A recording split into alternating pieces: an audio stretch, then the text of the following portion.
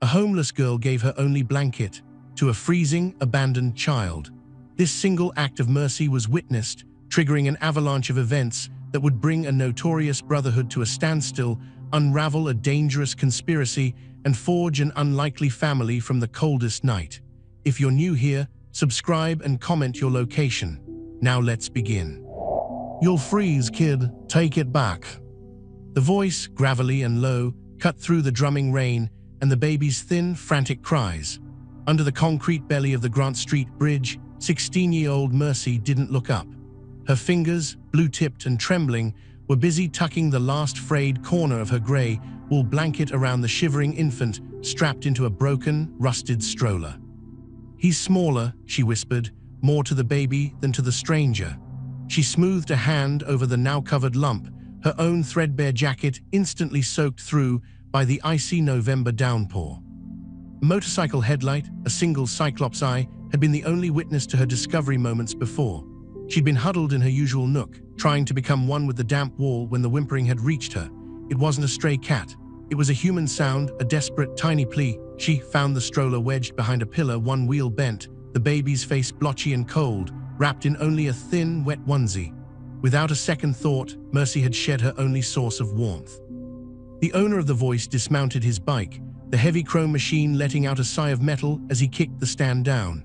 His boots, thick-soled and worn, splashed through the puddles approaching her. Mercy finally glanced up, a flicker of fear in her dark eyes. The man was massive, a mountain of soaked denim and leather. A patch on his chest read "Prospect" above the winged death's head of the Hells Angels. He wasn't old, maybe late 20s, with a sharp, handsome face half hidden by a dripping beard, and eyes that held a surprising, stormy intensity. "I said take it back," he repeated, standing over her. He was Paul. "No," Mercy said, her voice gaining a stubborn strength. She placed herself slightly between him and the stroller. The baby's cries had softened to hiccuping whimpers beneath the blanket. Paul stared at her, then at the bundled baby, then back at her shivering form. Something in his jaw tightened. He saw the fierce maternal defiance in her eyes, a fire that contrasted violently with her obvious vulnerability. He muttered a curse not at her, but at the situation, at the rain, at the world. In one fluid motion, he shrugged out of his heavy, lined leather cut, the patches dripping, and draped it over Mercy's shoulders. It weighed a ton, smelling of gasoline, rain, and a faint, spicy cologne. Before she could protest, he had pulled out a phone, thumbing a single speed dial number. "Ace, it's Paul, under the Grant Street Bridge. I need the crew, all of them, and call Doc. No, not that kind of Doc, a real one, a baby Doc. There's a kid and an angel." He listened for a second, his eyes never leaving Mercy, who was clutching the oversized leather around her, stunned into silence. "Just move," he growled into the phone and hung up. What happened next wasn't something the city had ever seen. Within 40 minutes, the rain-slicked streets leading to the bridge began to vibrate, not with thunder, but with the synchronized rumble of Harley-Davidson engines. One by one, then in groups of 5 and 10, they rolled in, a convoy of steel and purpose. Men and women, clad in the same formidable leather, faces set in grim lines, guided their bikes onto the bridge apron and the service road below. They didn't park neatly. They created a perimeter, a barricade of flesh, bone, and motorcycle steel. Paul, now back in a spare cut someone had brought, directed them with silent hand gestures. Big Tom, a mountain of a man with a beard like a blackthorn bush, took a position at the bridge's north entrance, arms crossed, looking like an annoyed Norse god. Elena, her long silver hair braided down her back under her colors, coordinated the south side with the efficiency of a field marshal. They were 150 strong, and they simply stood. They formed a living, breathing wall between the punishing wind, whipping off the river, and the little alcove where Mercy and the baby waited. The rain didn't stop. It soaked them, dripped from their nose rings and beards, traced paths through tattooed sleeves. But not one of them moved. They lit cigarettes under cupped hands, shared flasks not of liquor, but of hot coffee passed from a support van that had arrived, and they held the line. They were a human shield against the storm. Mercy watched, mesmerized and terrified, from under Paul's cut. She was surrounded by legends, by men and women whose names were muttered in warnings, and they were here because of her, because of the baby. A modified van, discreet and fast, slid through the cordon. Two people jumped out, a man and a woman carrying serious medical bags. Doc and his wife, Jessica, a pediatric nurse. They didn't flinch at the surrounding gallery of bikers. They knelt by the stroller. Paul stood beside Mercy, a silent sentinel. He handed her a thermos cup of steaming broth someone had thrust into his hands. "Drink," he said, his voice softer now. She took it, her fingers brushing his. A charge, simple and human, passed between them. His eyes held hers for a beat too long, and she saw not just the hardened biker, but a man deeply, unsettlingly moved. The medical examination was tense and quiet. Doc shone a penlight, listened to the baby's chest with a stethoscope. Jessica gently checked limbs, temperature, then Doc went very still. He pulled back the blanket further, examining the baby's back, then his tiny wrists.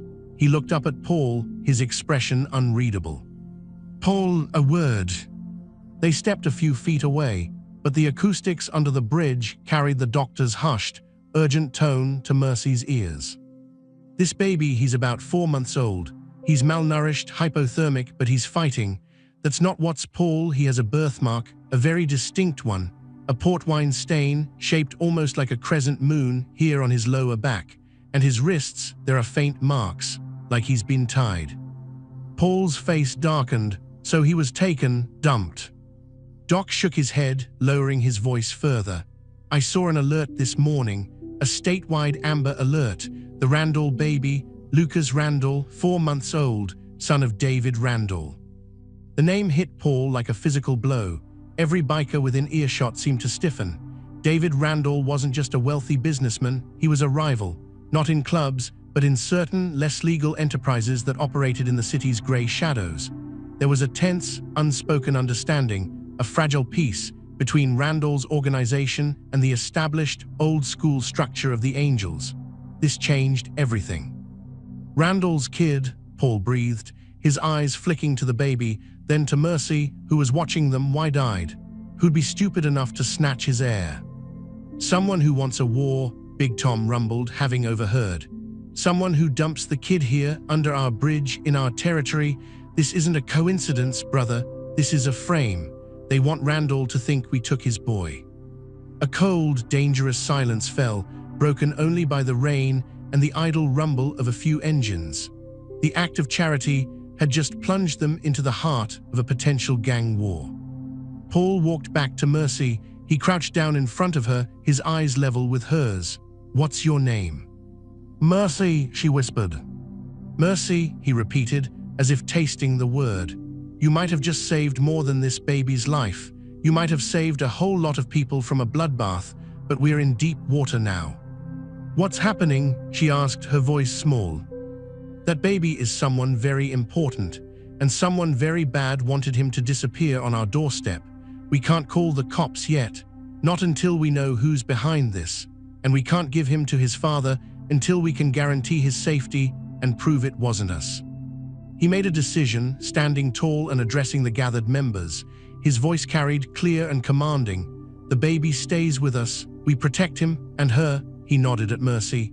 "We find out who did this. Clean, quiet, no wars unless they start it, but we hold this ground." A unified, grim nod passed through the crowd. The Hells Angels had just adopted an infant and a homeless girl. The following days were a surreal whirlwind for Mercy. She was taken, with the baby, now called Little Luke by the bikers, to a secluded, heavily guarded clubhouse compound on the city's outskirts. It was part warehouse, part garage, part fortress, and now part nursery. Mercy was given a warm room, real food, and clothes that weren't damp, but she wasn't a prisoner. She was, inexplicably, under the protection of the most feared motorcycle club in the state, and Paul was always there. He assigned himself as her and the baby's primary protector. The chemistry between them was a slow, burning fuse. During a late-night feeding, with little Luke finally sleeping peacefully in a proper crib donated by Alina, Mercy found Paul in the clubhouse kitchen, cleaning his gun with a methodical, focused rhythm. "You don't have to do this," she said, leaning against the doorway, wrapped in a blanket over her new clothes. "Any of this for me."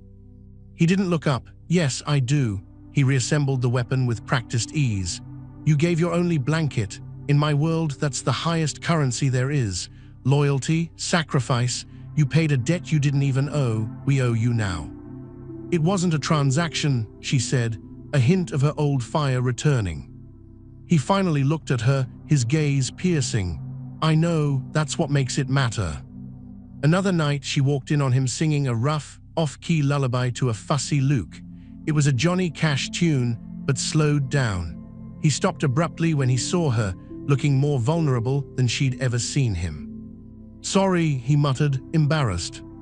Don't stop, she said, her heart aching in a way she didn't understand. He likes it. They began to talk. She learned about his past, a childhood not unlike hers in its loneliness, but one that found family in the club. He learned about hers, a foster system shuffle that led to the streets at 15. The conversations were charged, filled with long looks and accidental touches that sent sparks through them both. Once, while showing her how to check the security monitors, he stood behind her, his chest nearly brushing her back, his breath warm on her neck as he pointed to a screen. The air grew thick, heavy with unspoken desire. He pulled away first, his knuckles white where he gripped the table, the moment safely in the realm of YouTube-safe tension, but brimming with promise. Meanwhile, the club's intelligence network, a web of bartenders, mechanics, and people who knew things was working. Ace, the club's sergeant at arms and a tech wizard, traced the broken stroller to a dumpster behind a pharmacy miles away. Security footage, procured through means Mercy didn't ask about, showed a nondescript man buying formula and diapers there days before. The face was blurred, but the build was familiar to Big Tom. That's Marcus, Tom grunted, pointing at the grainy image on Ace's laptop in the clubhouse war room. Low-level enforcer, works for the Bratva, but he's a freelancer, a ghost for hire. The Russian mob, they were the wild card trying to muscle in on both Randall and the Angels' operations. This was their play: kidnap Randall's son, dump him in Angels' territory, let the two giants destroy each other, and swoop in for the remains. Suspense ratcheted up, patrols doubled. Tensions with Randall's men, who were scouring the city, came to a head when two of Randall's button men were caught snooping near the compound. A standoff ensued, knives and guns glinting under the security lights. It was Paul, with Mercy standing bravely behind him holding Luke, who defused it. Look at him, Paul roared at Randall's lieutenant, a slick man named James. Does he look hurt? We found him. We're keeping him safe from the people who actually took him, the Russians. Go tell David Randall if he wants his son back alive and his enemies handed to him, he backs off and lets us work. James, seeing the healthy baby in Mercy's arms, the protective circle of bikers, reluctantly stood down. An uneasy, temporary truce was formed. The break came from an unexpected source, Mercy herself. Watching the footage of the kidnapper Marcus, she noticed something. His walk, she said suddenly. That limp, it's not an injury, it's a habit. He's favoring his right leg. I've seen that walk. Before I lived under the bridge. I was sleeping in a doorway over on Elm by that old jazz bar. A guy with that walk, he'd come out of the service entrance every Thursday night around midnight. He'd throw bags in a van. It was enough. The club staked out the jazz bar. For 2 nights, nothing. On the third, a Thursday, a man with the limping gait emerged. It was Marcus. He was followed to a dingy apartment across town. The raid was swift and brutal, a masterpiece of controlled violence. At 3 a.m., the Hells Angels moved in. No police, no sirens, just the silent approach, then the door coming off its hinges. Paul led the charge. Inside, they found Marcus, along with computer files detailing the entire plot, emails to a known Bratva lieutenant, plans, payments, proof.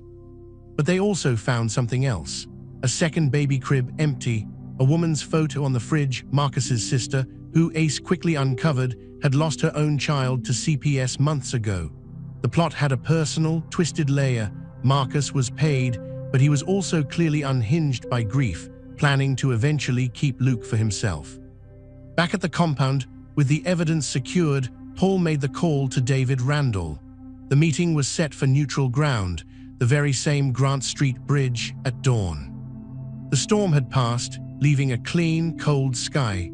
The bridge was lined once more with Hell's Angels, but this time they were a guard of honor. In the center stood Paul and Mercy. Mercy held little Luke, now clean, healthy, and swaddled in a new, soft blue blanket, a gift from Elena. A convoy of black SUVs arrived.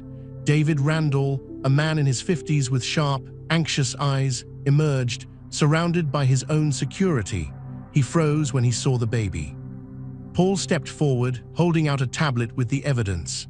"Your son, Mr. Randall, the men who took him are secured in a van over there.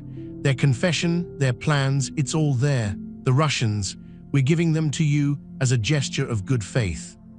Randall hurried forward, his composure breaking as he looked at his son. He gently took Luke from Mercy, tears in his eyes. He looked from his son to Mercy's gentle face, to Paul's stern one, to the army of bikers behind them.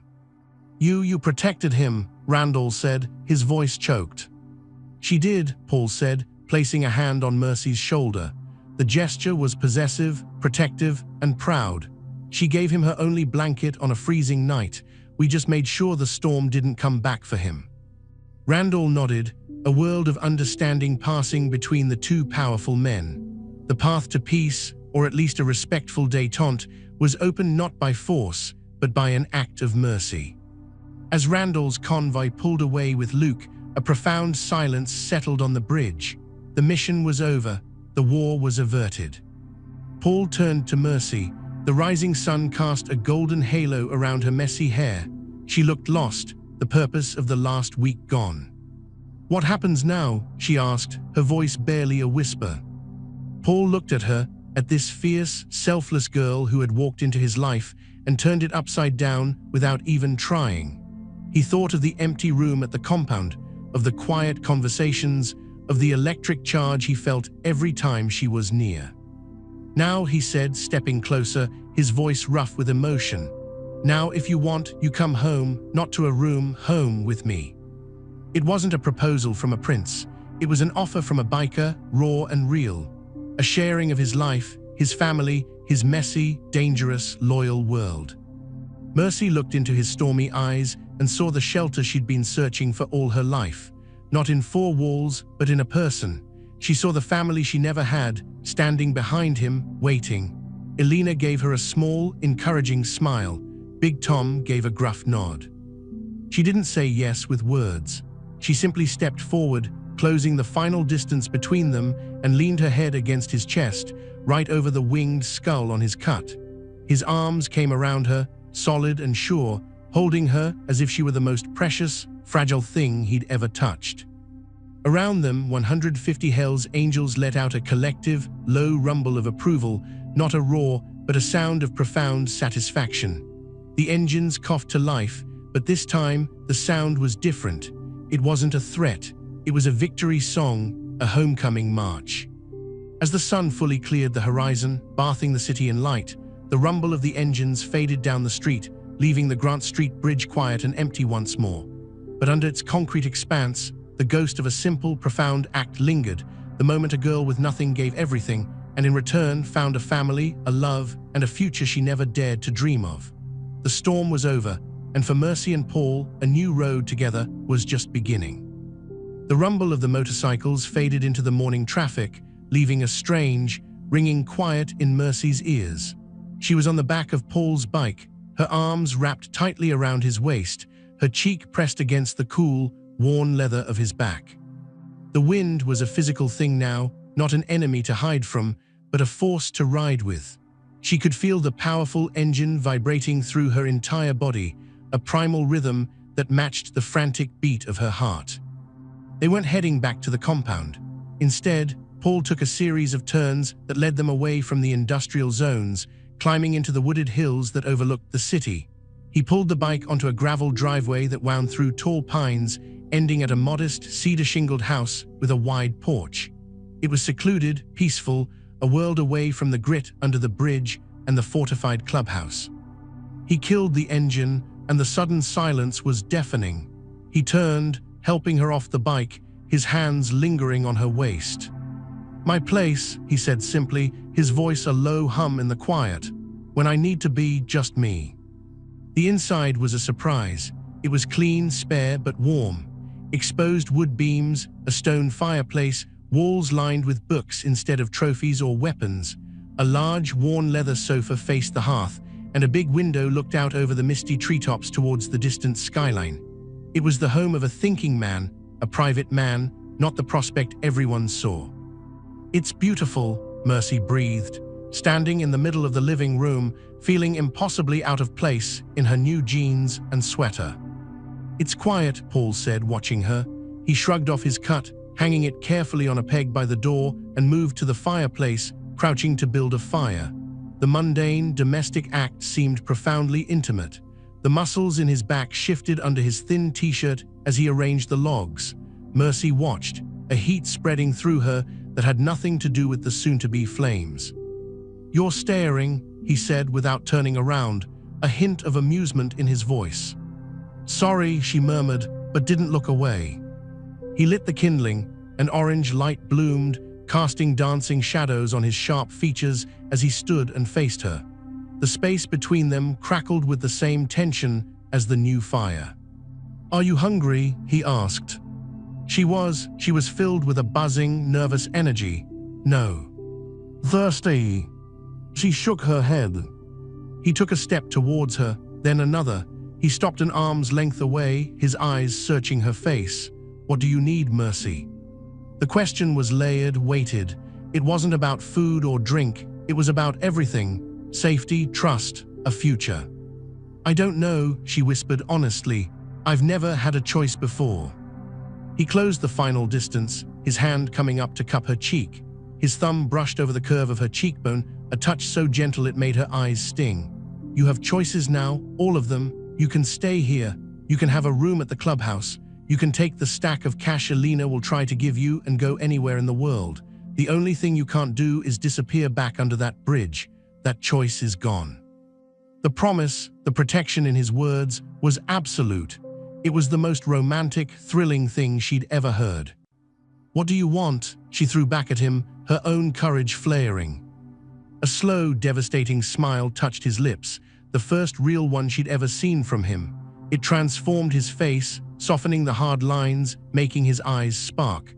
"I want you to stay here with me, but not because you have nowhere else to go, because you want to." It was her turn to step forward, erasing the last inch between them. She rose on her toes, her body aligning with his, and pressed her lips to his. It was not a timid kiss. It was an answer, a claiming, a release of all the charged moments and stolen glances of the past week. He responded instantly, a low groan vibrating in his chest as his arms banded around her, pulling her flush against him. The kiss deepened, hungry and searching, speaking of loneliness and finding, of darkness and sudden, blazing light. It was passionate, charged, deeply sensual, the kind of kiss that promised everything that was to come, but it remained just barely within the bounds of what could be described, a feverish, breathless meeting of souls as much as bodies. When they finally broke apart, both were breathing heavily. He rested his forehead against hers, his eyes closed. "That's a hell of a choice," he rasped. She smiled, a real, unguarded smile that lit up her whole face. "It's the only one that makes sense." Life didn't become a fairy tale. It became something better, real. Mercy didn't move into Paul's house that day, she eased into it. There were rules, even in this new world. Paul was still a prospect, which meant he had duties, runs, and a hierarchy to respect. The club was his family, his lifeblood, and Mercy was now a part of that ecosystem. Her first official club function was a barbecue at the compound to celebrate the resolution of the Randall situation. Mercy was terrified. These were the people whose mere presence could clear a bar. She wore her new clothes like armor, sticking close to Paul's side. She was introduced around. To Prez, the club president, an older, grizzled man named Mark with eyes like chips of flint who shook her hands solemnly and said, "Any friend of Paul's is a friend of the club, and any angel who acts like you did is family." The formality of it made her blush. Then there was Alina, who pulled her into a fierce, perfumed hug. "Finally, a woman around here with some sense," she declared, leading Mercy to a table where other old ladies and club girls were sitting. They were a tough, savvy, wildly varied group who subjected her to gentle but probing questions over beers. They were testing her, not with malice, but to see if she was strong enough, loyal enough, for Paul and for the life. The comedy came in unexpected bursts, like watching 65, heavily tattooed Big Tom attempting to assemble a brand new, pastel-colored baby swing he'd inexplicably bought for when the Randall kid visits. He sat cross-legged on the clubhouse floor, swearing softly at the instructions, tiny plastic parts scattered around him like confetti, while a prospect named Danny filmed the whole thing on his phone, giggling. "It says align tab A with slot B, Tom," Danny squeaked, dodging a thrown washer. "I'll align my foot with your ass in a minute," Tom growled, holding up two pieces that clearly did not fit. Mercy, watching from the kitchen doorway with Paul, laughed until her sides hurt. Paul squeezed her shoulder, a silent, shared moment of joy. The romance between her and Paul was a slow, smoldering build. It was in the way he'd leave a fresh cup of coffee for her on the porch table every morning before he left for the garage.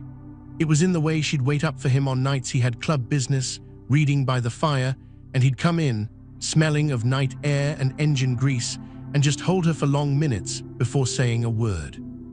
It was in the charged, playful moments, him chasing her with a cold soda can after a water fight started while washing his bike, her shrieking with laughter until he caught her, and the playfulness turned into something hotter, more urgent, ending with breathless kisses against the cool metal of the Harley. He taught her to ride on the back, not just as a passenger, but the physics of it, how to lean with him, to become part of the machine. The first time they took a long ride out to the coast, the open road stretching before them, the world a blur of green and blue, she felt a freedom so profound she shouted it into the wind. He turned his head, his smile visible in the mirror, and her heart soared. But the shadow of the life was always there, a reminder that this wasn't a normal courtship. 2 weeks after the bridge, Paul came home with a fresh, angry cut over his eyebrow and a split lip. He tried to shrug it off. Disagreement with a guy who thought the truce with Randall meant he could move product on our strip. It's handled. Mercy's hands trembled as she cleaned the cut with antiseptic wipes. The reality of the violence, the ever-present danger, hit her like a physical blow. Is this every day? He caught her wrist, stilling her hands. His gaze was serious. "No, but it's some days. This is who I am, Mercy. This is the life. I can't give up the club, I won't. It's my family, my code. But I can promise you this, you will never be unprotected, and I will always come home to you." It wasn't the promise of a safe life. It was the promise of a loyal one, and for a girl who'd never had either, it was enough, more than enough. Her past, however, wasn't finished with her. She'd been using a basic phone Paul gave her. One afternoon, while he was at the club garage, it rang with an unknown number. "Mercy, Mercy, is that you?" The woman's voice on the other end was frail, tearful. Mercy's blood ran cold. Aunt Ruth. It was her foster mother from 3 homes ago, the only one who had ever been kind. Before illness had forced Mercy back into the system. "Oh honey, I saw you on the news. That blurry picture from the bridge story, I knew it was you. I've been so worried. Are you safe? Are you with those bikers?" Mercy's throat tightened. "I'm safe, Aunt Ruth. I'm with someone. He's good. They're good to me." "I'm in hospice, honey," Ruth said, her voice breaking. "It's the cancer. I don't have long. I needed to hear your voice, to know you were okay." The call left Mercy shattered. This woman, a tiny beacon of kindness in a childhood of darkness, was dying alone. Paul found her on the porch steps, knees drawn to her chest, silent tears tracking down her face. He didn't ask. He just sat beside her, put his arm around her, and waited. When the story came out in choked sobs, he simply said, "We'll go tomorrow." "It's 2 states away," she whispered. "So we'll ride," he said, as if it were nothing. The next morning, Paul wasn't alone. Elena pulled up in a vintage Cadillac, its trunk packed with a small suitcase for Mercy. "The boys are taking the bikes. You and I are taking the land yacht. More comfortable, and we can talk," she winked. It was a convoy, Paul, Big Tom, Ace, and 2 other brothers on their bikes, with Elena's caddy in the middle. They rode for hours, a protective phalanx around Mercy, taking her to say goodbye. At the hospice, the sight of the leather-clad, tattooed men caused a minor panic among the staff, until Mercy, holding Paul's hand, walked calmly to Ruth's room.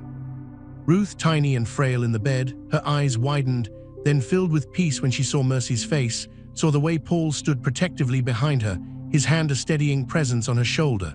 They spent the afternoon there.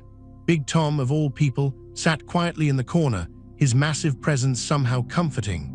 Elena fussed with Ruth's blankets and told outrageous, funny stories that made the old woman laugh weakly. When it was time to leave, Ruth held Mercy's hand. "You found your family, child," she whispered, her eyes flicking to Paul. "They're rough-looking, but I see their hearts. You're home." They rode back through the night. Mercy, in the passenger seat of the caddy, watched the silhouette of Paul on his bike ahead of them, a dark shape against the moonlit highway. Her heart was heavy with grief, but also impossibly full. She was home. The final test came from an old enemy, the streets. Paul had started teaching her self-defense in the clearing behind his house. It was practical, he said. One afternoon, he sent her on a simple errand to a market in a relatively safe part of town, a test of her independence. "Take the truck, be back by 6. She was in the parking lot, loading groceries, when a familiar, slimy voice hit her ears. "Well, look who's all cleaned up. Little Mercy, heard you found some sugar daddy with a motorcycle." She froze. It was Derek, a low-level dealer and predator who'd lurked around her old spots, offering protection for favors she'd always refused. He was with 2 other men, looking gaunt and desperate. "Leave me alone, Derek," she said, her voice surprisingly steady as she slammed the truck door.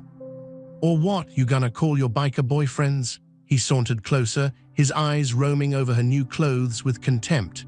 "They're not here, and that truck looks expensive. Maybe you give us what's in your wallet, and we forget we saw you." Mercy felt the old fear, cold and paralyzing, but then she heard Paul's voice in her head. "You're not a victim anymore, you're one of us, act like it." She remembered the moves, the leverage points. As Derek reached for her, she didn't flinch. She moved.